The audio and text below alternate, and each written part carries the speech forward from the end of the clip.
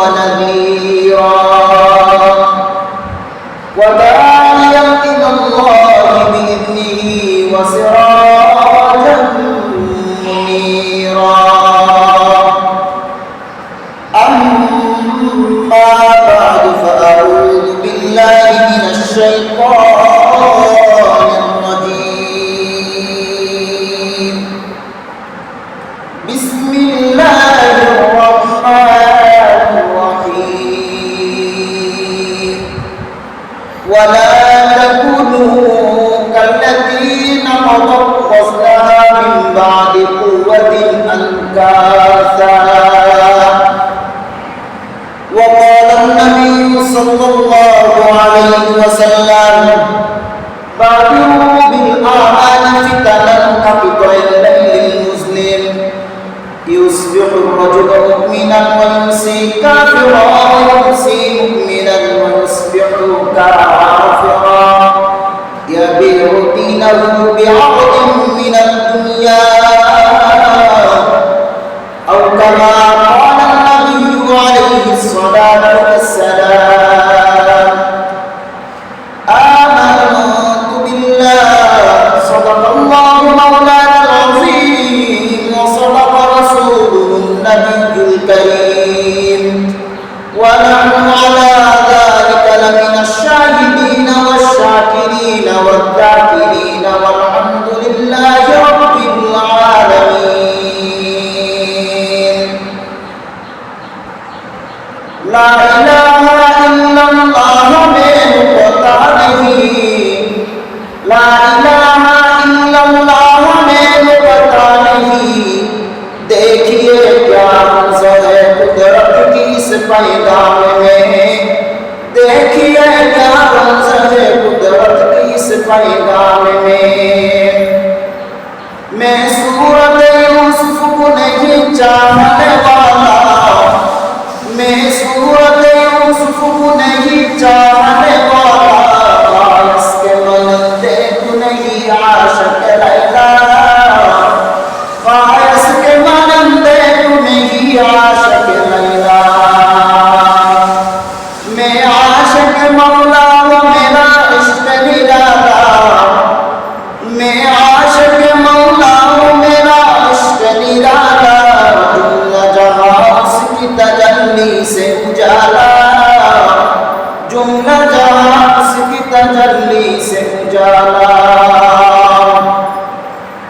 अल्हम्दुलिल्लाह क़द्दर खैरन व क़बाला अल्हम्दुलिल्लाह क़द्दर खैरन व क़बाला वश्कुरु लिमन सव्वरा हुस्ना व जमाला फर्दुन समदुन अन सिफातिल खल्क़ि बरीउन रब्बुल अज़लियुन खलक़ल खल्क़ कमाला ला ज़िद्दा व ला ज़िद्दा व ला हद्दा लिमौला الآن كما كان ولم يلق زوالا سبحانك لا علم لنا إلا ما علمتنا إنك أنت العليم الحكيم الحمد لله رب العزة নিকট লাখ কোটি শুকর সুজুদ যিনি আল্লাহ পাক রব্বুল ইজ্জত ফিতনা ফাসাদের জামানায় সমস্ত ফিতনা থেকে মুক্ত করে আমাকে আপনাকে দিনই কিছু কথা বলার জন্য শোনার জন্য সর্বপ্রথম আল্লাহর ঘর মসজিদে এসে বসার তৌফিক দান করেছেন এই জন্য আল্লাহ পাক রব্বুল ইজ্জতের নিকট শুকরিয়া জ্ঞাপন করি আলহামদুলিল্লাহ মুহতারাম সামিঈন আমরা দীর্ঘ এক মাস সিয়াম সাধনা করার পর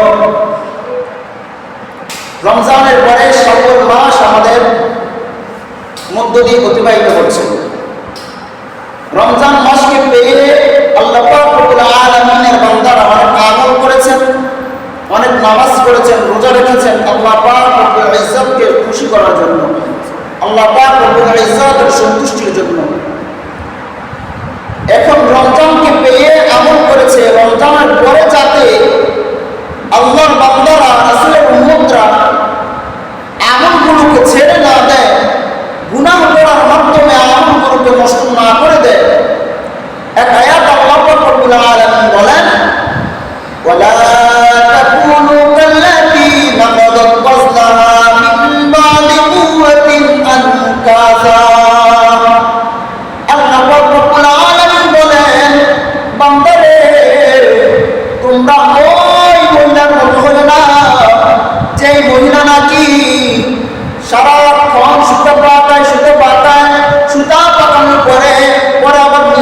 নিজের পাকানো সুতাগুলো কেটে টুকরা টুকরা করে ফেলে।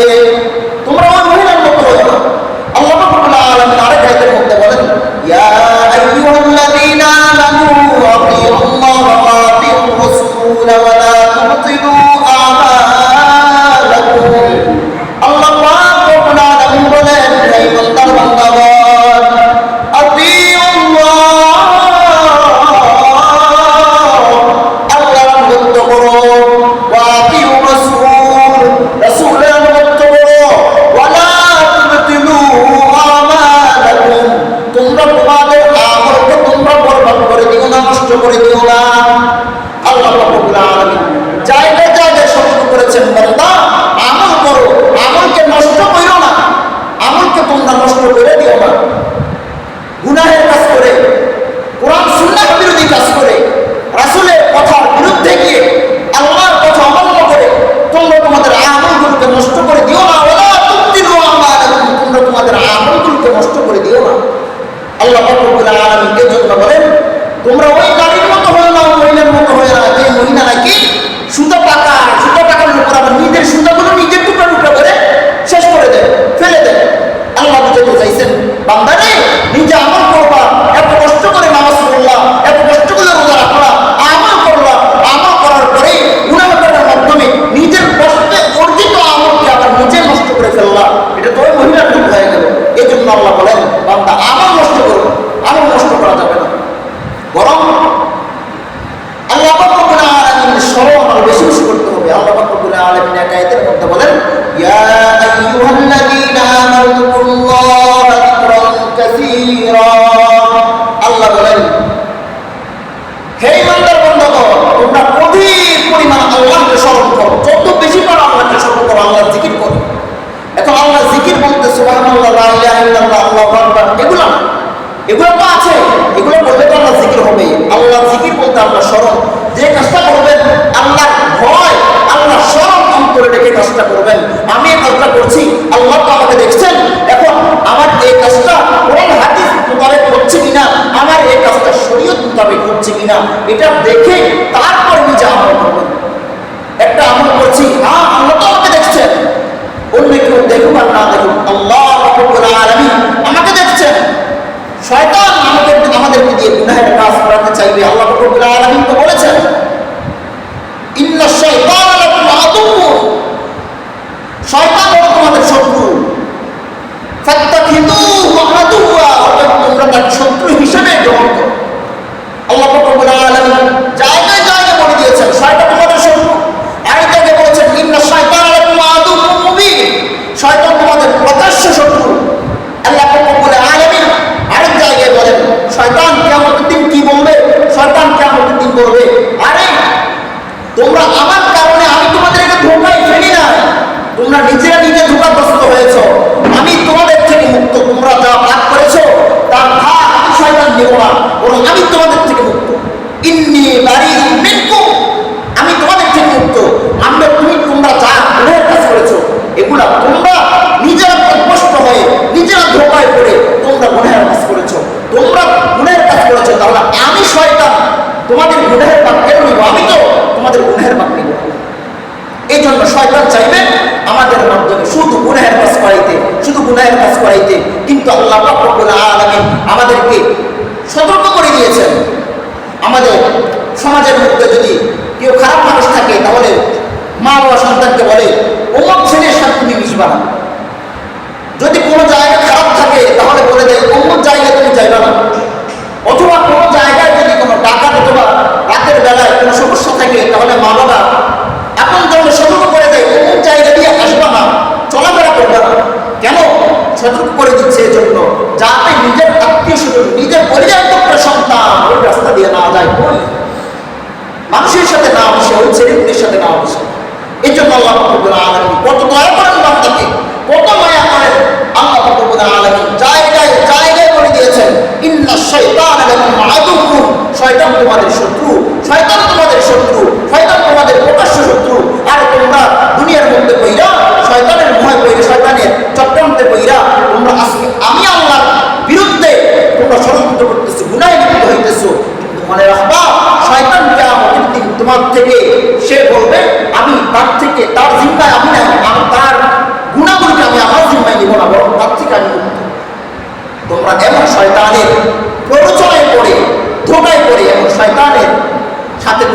গুনাহের কাজে লিপ্ত হচ্ছ। এই জন্য আমাদের উচিত নিজের আমলগুলোকে চালিয়ে যাওয়া, বেশি বেশি আমল করা।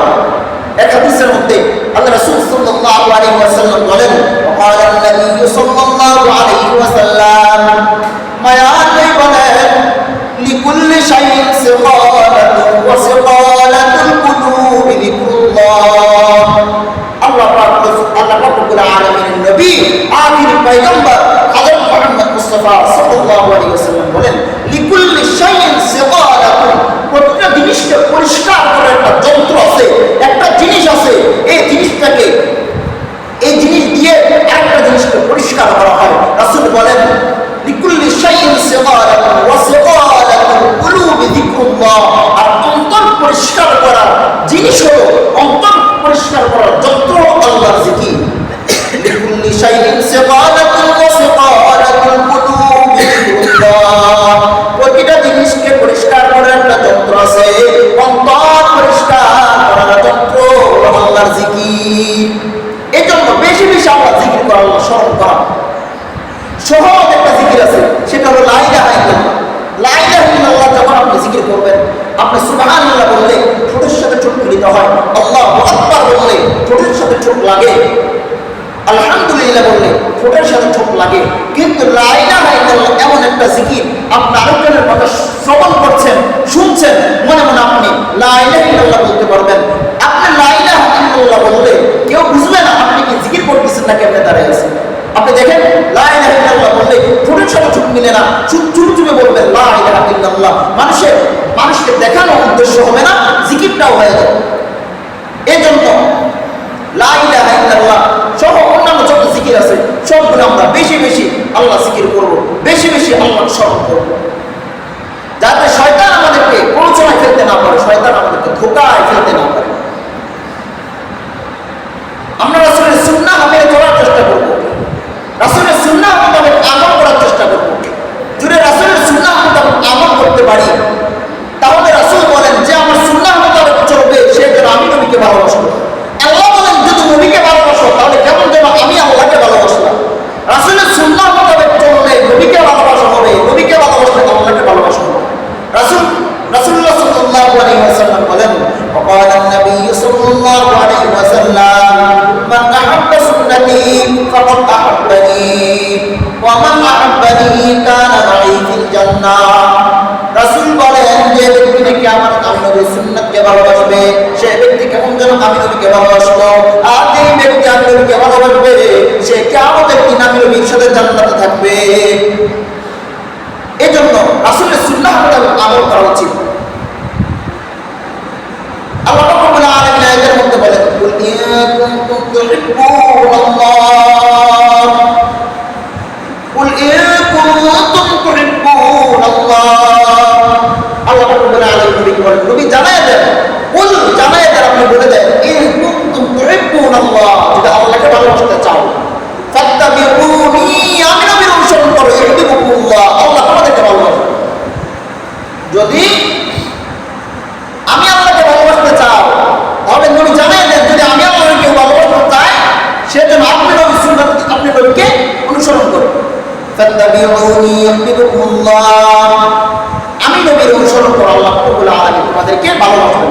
এর দ্বারা বোঝা যায় যে রাসূলের সুন্নাতকে মানলে রাসূলকে ভালোবাসা হবে, আর রাসূলকে ভালোবাসলে তাহলে আল্লাহ রাব্বুল আলামিনকে ভালোবাসা হবে। এই জন্য বেশি বেশি সুন্নাতের অনুসরণ করা উচিত, রাসূল সাল্লাল্লাহু আলাইহি ওয়াসাল্লামের সুন্নাহ মোতাবেক আমল করা উচিত।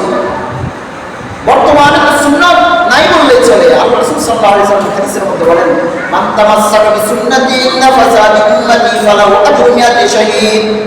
আমার আখির জামানায় যে ব্যক্তি নাকি রাসূলের সুন্নাহকে আঁকড়ে ধরবে, মান তামাসসাকা বিসুন্নতি ইন্না ফাসাদি উম্মতি, উম্মতের ফিতনার সময়, ফিতনার জামানায় যখন আমি নবীর সুন্নাতকে আঁকড়ে ধরবে তখন ফালাহু আজরু মিয়াতি শাহীদ, তাহলে সে 100 জন শহীদের সওয়াব পাবে। এজন্য রাসূলের সুন্নাহ মোতাবেক আমল করা উচিত, রাসূলের সুন্নাহকে আঁকড়ে ধরা উচিত। বিজাতীয় যত কালচার আছে, বিজাতীয় যত সম্পদ আছে সবগুলোকে পরিত্যাগ করা উচিত। রাসূল সাল্লাল্লাহু আলাইহি ওয়াসাল্লাম বলেন, আল্লাহু মা'আ মান আহাব্বা, যে ব্যক্তি দুনিয়া যাকে ভালোবাসবে কিয়ামতের দিন তার হাসর তার সাথে হবে।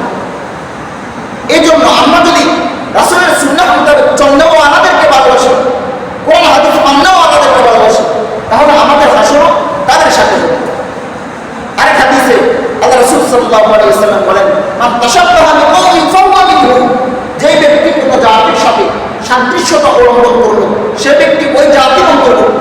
এখন আপনি নিজেকে প্রশ্ন করেন, আপনার চালচলনে ব্যাগ পোশাক, আপনার চেহারা চলতে আপনি রাসূলের সুন্নাহকে অনুসরণ করছেন, রাসূলের পদাঙ্ক অনুসরণ করছেন, নাকি বিজাতীয় সভ্যতাকে অনুসরণ করছেন? আপনি আপনাকে প্রশ্ন করুন, উত্তর পেয়ে যাবেন। এই জন্য রাসূলের সুন্নাহকে অনুসরণ করা উচিত, রাসূলের সুন্নাহ মোতাবেক নিজের জীবন যাপন করা উচিত, নিজের জীবনকে বাস্তবায়ন করা উচিত। আল্লাহ রাসূল সাল্লাল্লাহু আলাইহি ওয়াসাল্লাম হাদিস আছে, রাসূল বলেন, বাদিরু বিল আমালি ফিতানান কাকিতাইল মুসলিম। আমি বলেন, উম্মাহ বাদিরু বিল আমালি ফিতানান কাকিতাইল মুসলিম, উম্মত আমার ওই দিন আসার পূর্বে তোমরা আমল শুরু করে দাও যে দিনটা কি অমাবস্যা রাতের মতো ঘোর অন্ধকার হয়ে আসবে, চতুর্দিক থেকে শুধু ফিতনা ফিতনা, চতুর্দিক থেকে শুধু ফিতনা ফিতনা। বাদিরু বিল আমালি ফিতানান কাকিতাইল মুসলিম, ঘোর অমাবস্যা রাতের মতো ঘোর অন্ধকার হয়ে কিছুই দেখা যাবে না, চার থেকে শুধু ফিতনা। ওই দিন আসার পূর্বেই তোমরা আমল শুরু করে দাও। রাসূল বলেন, ওই দিনটা কেমন হবে জানো? ইসবিহু রাজুলুন মুমিনান ওয়া ইউমসি কাফিরা, সকালে মুমিন থাকবে, বিকালে ব্যক্তি কাফির হয়ে যাবে। ওয়া ইউমসি মুমিনান ওয়া ইসবিহু কাফিরা, বিকালে মুমিন থাকবে, সকালে কাফির হয়ে যাবে। একজন ব্যক্তি সকালে মুমিন কিন্তু তার জবান দিয়ে এমন কোন শব্দ বের হয়ে গেছে, তার মাধ্যমে এমন কোন কাজ প্রকাশ পেয়ে গেছে যার কারণে তার ঈমান চলে গেছে। একজন ব্যক্তি বিকালে মুমিন ছিল কিন্তু তার জবান দিয়ে এমন কোন শব্দ, এমন কোন কথা বের হয়ে গেছে, তার কাছ থেকে এমন কোন কাজ প্রকাশ পেয়েছে যার যে কাজের কারণে অথবা যে কথার কারণে সে কাফের হয়ে গেছে। রাসূল বলেন, আরো বড় হবে, কেমন হবে জানো? ইয়াবিউ দীনাহু বিআরদিন মিনাদ দুনিয়া, আরে দুনিয়ার কারণে, দুনিয়ার দ্বারা সে দিনকে, ইসলামকে বিক্রি করে দেবে। এমন অবস্থা হবে আখিরি জামানা, শেষ জামানা, এমন অবস্থা হবে। ওই দিন আসার পূর্বেই তোমরা আমল শুরু করে দাও, আমলের মধ্যে প্রতিযোগিতা করে দাও, প্রতিযোগিতা শুরু করে দাও, বেশি বেশি আমল করো। এখন তো আমাদের জামানার মধ্যে শুরু হয়ে গেছে, আমরা কথা বলার মধ্যে কোনো কারণ ধাক্কা দিই না, মুখের মধ্যে যা আসতেছে তাই বলতেছে। অথচ রাসূল হাদিস বলেছেন, মান সামাতা নাজা, যে ব্যক্তি চুপ থাকবে সে নাজাত পাবে। কারণ যত বেশি চুপ থাকবে তার মাধ্যমে তত বেশি অহেতুক কথা, অশ্লীল কথা কম বের হবে, কম অশ্লীল কথা বলবে।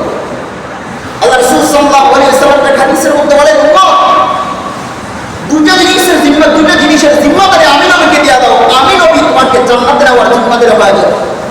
একটা হলো উম্মত, আমি নবীকে তোমার লজ্জাস্থানের জিম্মাদারি দিয়ে দাও, আমি নবীকে তোমার জবানের জিম্মাদারি দিয়ে দাও। যদি কোনো এই দুইটা জিম্মাদারি আমি নবীকে দিতে পারো তাহলে আমি নবী তোমাকে জান্নাতে নেওয়ার জিম্মাদার। অতএব বুঝা যায় যেহেতু রাসূল সাল্লাল্লাহু আলাইহি ওয়াসাল্লাম জান্নাতে নেওয়ার জিম্মাদার হয়ে গেছে, অতএব বুঝা যায় দুইটা জিনিস খুবই গুরুত্বপূর্ণ, খুবই বড় একটা বিষয়। কারণ মানুষের অধিকাংশ গুনাহ, অধিকাংশ অশ্লীল কথাবার্তা জবান দিয়ে হয়। এর জন্য রাসূল বলেন, সামাতা নাজা, যে ব্যক্তি চুপ থাকবে সে ব্যক্তি নাজাত পেয়ে যাবে। এই জন্য আমাদের উচিত রাসূল সাল্লাল্লাহু আলাইহি ওয়াসাল্লামের সুন্নাহ মোতাবেক চলে, কম কথা বলে, অহেতুক কথা এড়িয়ে চলে। আমরা রাসূল সাল্লাল্লাহু আলাইহি ওয়াসাল্লামের সুন্নাহ মোতাবেক জীবন যাপন। এই যে রমজান চলে গেছে, রমজানের মধ্যে, রমজানের শুরুতে মসজিদগুলোর মধ্যে নামাজের অভাব নাই, রোজাদের অভাব নাই। ফজরের নামাজের মধ্যে এক কাতার, দুই কাতার, আড়াই কাতার মুসল্লি হয়, আরো বেশি হয়। কিন্তু রমজান চলে গেছে, এখন ফজর তো দূরে থাক, দিনের বেলা যে নামাজগুলো এগুলোর মধ্যে মুসল্লি খুঁজে পাওয়া যায় না। অথচ আল্লাহ রাসূল সাল্লাল্লাহু আলাইহি ওয়াসাল্লাম বলেন, ইন্না আউওয়ালা মা ইউহাসাবু বিহিল আবদু ইয়াওমাল কিয়ামাতি আস-সালাহ। আল্লাহ রাসূল সাল্লাল্লাহু আলাইহি ওয়াসাল্লাম বলেন, কিয়ামতের দিন, নিশ্চয় কিয়ামতের দিন সর্বপ্রথম বান্দার নামাজের হিসাব নেওয়া হবে। বান্দার ইবাদত হক দুই ধরনের হয়ে থাকে, হক দুই ধরনের হয়ে থাকে। একটা হলো হুকুকুল ইবাদ, আর একটা হলো হুকুকুল্লাহ। একটা হলো আল্লাহর হক, আর একটা বান্দার হক। আল্লাহর হকের মধ্যে সর্বপ্রথম নামাজের হিসাব নেওয়া হবে। আল্লাহর হকের মধ্যে সর্বপ্রথম নামাজের হিসাব নেওয়া হবে। এই জন্য আল্লাহ বলেন, ইন্না আউওয়ালা মা ইউহাসাবু বিহিল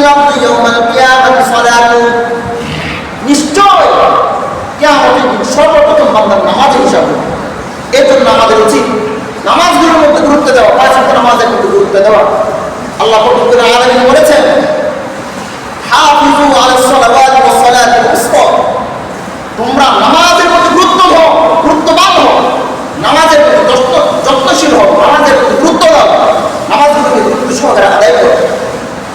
যে ব্যক্তি গুরুত্ব সহকারে একই ইখলাসের সাথে খুশুর সাথে নামাজ আদায় করবে, তাহলে আল্লাহ রাব্বুল আলামিনের ঘোষণা অনুযায়ী ওই ব্যক্তি নামাজ ওই ব্যক্তিকে সমস্ত খারাপ কাজ থেকে বিরত রাখবে। আল্লাহ রাব্বুল আলামিন বলেছেন, ইন্নাস সালাতা তানহা আনিল ফাহশাই ওয়াল মুনকার, নামাজ মানুষকে সমস্ত খারাপ কাজ থেকে বিরত রাখে। এই জন্য খুশুর সাথে নামাজ পড়া উচিত। হযরত আলী রাদিয়াল্লাহু তাআলা আনহুর নামে বর্ণিত আছে, হযরত আলী রাদিয়াল্লাহু তাআলা আনহুর পায়ের মধ্যে একটা তীর ঢুকে গিয়েছিল। হযরত আলী রাদিয়াল্লাহু তাআলা আনহু পা থেকে তীর বের করবে এমন সাহস কেন হয় না, কারণ তীর ধরে টান দিলেই তো আহ করে উঠে ব্যথা। কিন্তু যখন নামাজ দাঁড়ায় গেছে, এই ফাঁকে তীর বের করে ফেলছে, এতটা মনোযোগী নামাজের মধ্যে টেরও পাই না যে আমার পা থেকে তীর খুলে নেওয়া হয়েছে। আমাদের মধ্যে খুশি বুঝে এমন হওয়া উচিত, মনোযোগ সহকারে নামাজ পড়া উচিত। নামাজ পড়লে দুনিয়ায় যেমন লাভ, আখিরাতে লাভ। দুনিয়ার মধ্যে যে ব্যক্তি নামাজি, তার যে ব্যক্তি খুশুর সাথে আল্লাহকে রাজি হতে করার জন্য, আল্লাহকে পাওয়ার জন্য নামাজ পড়ে, ওই ব্যক্তি তার চাল চলনের মধ্যে আমাদের একটা শান্তি পাওয়া, সেই শান্তি অনুভব করে, তার চাল চলনের মধ্যে আমাদের একটা শান্তি পাওয়া। আখিরাতে তো তার ফায়দা আছে। একবার আল্লাহ রাসূল সাল্লাল্লাহু আলাইহি ওয়াসাল্লাম সাহাবায়ে কেরামকে বলেন, ও আমার সাহাবায়ে কেরাম, কারো বাড়ির উঠোনের সামনে যদি কোনো একটা পুকুর থাকে, ওই পুকুরের মধ্যে যদি কোনো ব্যক্তি দৈনিক 5 বার গোসল করে, তাহলে ওই ব্যক্তির শরীরের মধ্যে কোনো ময়লা থাকবে? সাহাবায়ে কেরাম বলেন, না ইয়া রাসূলুল্লাহ, কারণ যোহরের সময় যদি কেউ গোসল করে, তাহলে আসর হতে যে ময়লাগুলো ছিল, আসরের সময় গোসল করলে আবার শেষ হয়ে যাবে। আসরের পরে যদি কেউ আসরের পর থেকে মাগরিব পর্যন্ত যে ময়লা ছিল, মাগরিবের সময় গোসল করলে আবার শেষ হয়ে যাবে। মাগরিবের পর থেকে যে ময়লাগুলো ছিল, এশার সময় গোসল করলে আবার শেষ হয়ে যাবে। এশার পর থেকে যে ময়লা ছিল, ফজরের সময় গোসল করলে আবার শেষ হয়ে যাবে। ওদের ময়লা থাকার কোনো কথা না। সাহাবায়ে আল্লাহ রাসূল বলেন, ও আমার সাহাবায়ে কেরাম, কোনো ব্যক্তি যদি দৈনিক 5 ওয়াক্ত নামাজ পড়ে, তাহলে 5 ওয়াক্ত গোসলকারী শরীরের মধ্যে যেমন কোনো ময়লা থাকে না, যে ব্যক্তি 5 ওয়াক্ত নামাজ পড়বে তার জীবনের মধ্যে কোনো গুনাহ থাকবে না। এর দ্বারা উদ্দেশ্য হলো সগীরা গুনাহ। হাদিসের মধ্যে অথবা কোরআন কারীমের মধ্যে যত জায়গায় আল্লাহ বলেছেন আমি গুনাহ মাফ করে দেব, অথবা রাসূল বলেছেন যে এই কাজ করলে গুনাহ মাফ হয়ে যাবে, এই সব জায়গায় মাফের উদ্দেশ্য হলো সগীরা গুনাহ। সগীরা গুনাহ বান্দার আমলের দ্বারা মাফ হয়ে যাবে। কবিরা গুনাহ মাফ করতে হলে আল্লাহ রাব্বুল আলামিনের কাছে তাওবা করা শর্ত, তাওবা করতে হবে। কবিরা গুনাহের জন্য আল্লাহ রাব্বুল আলামিনের কাছে তাওবা করতে হবে। যদি কোনো কবিরা গুনাহ হুকুকুল ইবাদ, বান্দার হক সংরক্ষিত হয়, তাহলে কবিরা গুনাহ থেকে মাফ পাওয়ার জন্য অবশ্যই বান্দার কাছ থেকে আগে মাফ নিয়ে পরে তাওবা করতে হবে। যদি কবিরা গুনাহ হুকুকুল ইবাদ বান্দার হক সম্পর্কিত হয়, আর বান্দার কাছ থেকে মাফ না নিয়ে 100 বার কেন 1,00,000 আল্লাহর কাছে মাফ চায়, আল্লাহ রাব্বুল আলামিন মাফ করবেন না। আল্লাহ রাব্বুল আলামিন মাফ করতে পারেন না, এটা না, মাফ করবেন না। আল্লাহ রাব্বুল আলামিন সব পারেন, ইন্নাল্লাহা আলা কুল্লি শাইইন কাদির। আল্লাহ রাব্বুল আলামিন সব কিছুর উপর ক্ষমতাবান, আল্লাহ রাব্বুল আলামিন সব পারেন। বান্দা চিন্তা দেখাতে চায় না, ওইটা আল্লাহ রাব্বুল আলামিন পারেন। এই জন্য আল্লাহ রাব্বুল আলামিন পারবেন না, এটা আল্লাহ রাব্বুল আলামিন ক্ষমা করতে পারেন কিন্তু ক্ষমা করবেন না, এটা আল্লাহ রাব্বুল আলামিনের রীতি। যতক্ষণ পর্যন্ত বান্দা ক্ষমা করবেন, ততক্ষণ পর্যন্ত আল্লাহ রাব্বুল আলামিন ক্ষমা করবেন না। এই জন্য আমাদের উচিত নামাজের প্রতি গুরুত্বশীল হওয়া।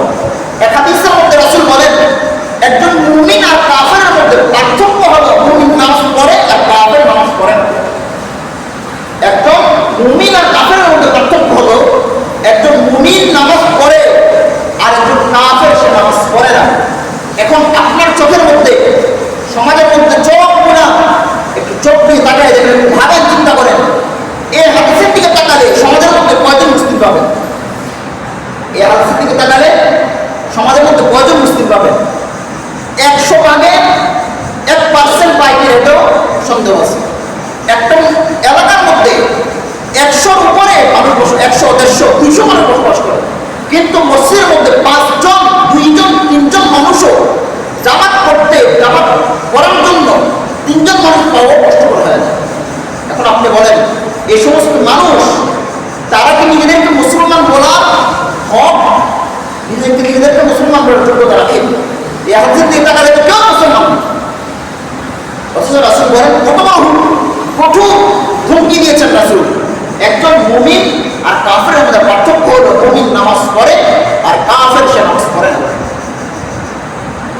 নামাজ পড়ে না তার জন্য হুমকি অনেক বড়। যে ব্যক্তি জামাতে শরীক হয় না তার ব্যাপারে তার কাছে আসছে রাসূল বলেন আমার তো মনে চায় ওই জনপদগুলোকে আমি আগুন দিয়ে জ্বালাই দেই যেই জনপদের পুরুষ লোকেরা মসজিদে জামাতে এসে শরীক হয় না। কিন্তু আমি জ্বালাই না কেন?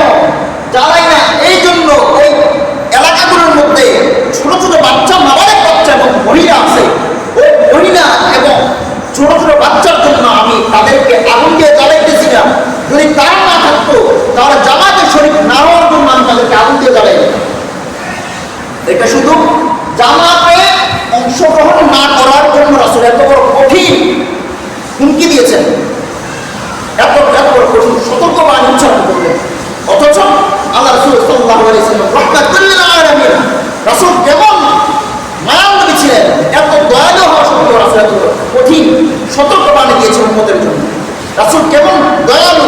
তায়েফের ময়দানে যখন তায়েফের লোকেরা রাসূল সাল্লাল্লাহু আলাইহি ওয়াসাল্লামের রক্ত ঝরাইয়া, রাসূলের রক্ত মুবারক মাথা ফেটে রক্ত বেয়ে পড়তেছে, জোতার মধ্যে গিয়ে আটকায় গেছে। হযরত জিবরাইল আলাইহিস সালামের সাথে পাহাড়ে বিচক্ষণ ফেরেশতা বলতেছে ইয়া রাসূলুল্লাহ, আল্লাহ রাব্বুল আলামিন আপনার কাছে আমাদেরকে পাঠাইছেন, আপনি যদি বলেন তাহলে আমি পাহাড়ে গিয়ে দিতে ফেরেশতা তায়েফের 2 পাশে যে পাহাড় আছে পাহাড় দিয়ে চাপ দিয়ে তায়েফ পাশে একবারে শেষ করে দিব জীবনের জন্য। আল্লাহ রাসূল সাল্লাল্লাহু আলাইহি ওয়াসাল্লাম কেমন রাহমাতুল আলামিন, আল্লাহ রাসূল সাল্লাল্লাহু আলাইহি ওয়াসাল্লাম বলেন আরে না, তাদেরকে শেষ করা যাবে না। হয়তো তারা ঈমান আনে নাই, কিন্তু তারা তাদের বংশের মধ্যে এমন প্রজন্ম জন্ম নিবে যারা মুসলমান হবে, আমি নবীর উপর ঈমান আনবে। এত দয়ালু ছিলেন রাসূল সাল্লাল্লাহু আলাইহি ওয়াসাল্লাম। কিন্তু এত দয়ালু হওয়া সত্ত্বেও এমন দয়ালু নবী বলতেছেন যদি কোনো জামাতে শরীক না হয় তাহলে আমি তাদের, যদি জামাতে শরীক না হয় তাহলে আমি তাদের ঘর বাড়ি তাদেরকে সব আগুনে জ্বালাই দেব। কিন্তু আমরা মুসলমান তো অনেকেই বলি, আল্লামা ইকবাল মুসলমানদেরকে একটু কটাক্ষ করে বলেন কদম মে তুম হো মুসলমান তু তামাদ্দুন মে গুনুদ, কদম মে তুম হো মুসলমান তু তামাদ্দুন মে গুনুদ, তুম মুসলমান হো তুমে দেখকর শর্মায়ে ইহুদ। জন্মগতভাবে মুসলমান, কিন্তু তামাদ্দুন চলাফেরার দিক থেকে, কৃষ্টি কালচারের দিক থেকে তুমি ইহুদিদের মতো, তুমি ইহুদিদের মতো। কদমে তুম হো মুসলমান তু তামাদ্দুন মে গুনুদ, তুম মুসলমান হো তুমে দেখকর শর্মায়ে ইহুদ। আর তুমি এমন মুসলমান তোমার দেখে ইহুদিও ভয় পায়, ইহুদিও শরম পায় তোমার দেখে, যেটা কি মুসলমান থাকবে অন্য কিছু। এই জন্য নামে মুসলমান হলে চলবে না। নামে মুসলমান, যে ব্যক্তি নামে মুসলমান হলে কেউ কোনো জান্নাতে যেতে পারবে না। নামে মুসলমান ব্যক্তি কেউ কোনো সময় জান্নাতে যাবে না। যে ব্যক্তি নামে মুসলমান সে জান্নাতে যাবে। আজকে বিশ্বের বিভিন্ন জায়গার মধ্যে মুসলমানরা নির্যাতিত নিপীড়িত, অথচ এমন জায়গা আছে মুসলমান নামে মুসলমানের সংখ্যা অনেক, কিন্তু সেই জায়গার মধ্যে মুসলমান নির্যাতিত নিপীড়িত কেন? কারণ আল্লাহ রাসূলের হাদিস আছে, রাসূল বলেন আখিরি জামানার মধ্যে, আমার শেষ জামানা এমন হবে আস্তে আস্তে ইমানদারের সংখ্যা কমতে একবার কম হয়ে যাবে। মুসলমান অনেক থাকবে কিন্তু ইমানদারের সংখ্যা কমে যাবে। মুসলমান অনেক থাকবে, বাংলাদেশের মধ্যে প্রায় 16 কোটি 17 কোটি 18 কোটি মুসলমান, কিন্তু বাংলাদেশের মধ্যে রাসূলকে নিয়ে কটূক্তি করার সাহস পায়, বাংলাদেশের মধ্যে আল্লাহর শানে কটু কথা বলার সাহস পায়। কেন? কারণ নামে মুসলমান হাজার হাজার, কিন্তু কামে মুসলমান খুবই কম। এই জন্য আমি বলি বাংলাদেশের মধ্যে আমরা অনেকে বলি যে 99% মুসলমান, 90% মুসলমান, কিন্তু আমার মধ্যে বাংলাদেশের মধ্যে 40% মুসলমান, 40% মুসলমান আছে কিনা এও চিন্তার বিষয়, ভাবতে হবে যে 40% মুসলমান আছে কিনা।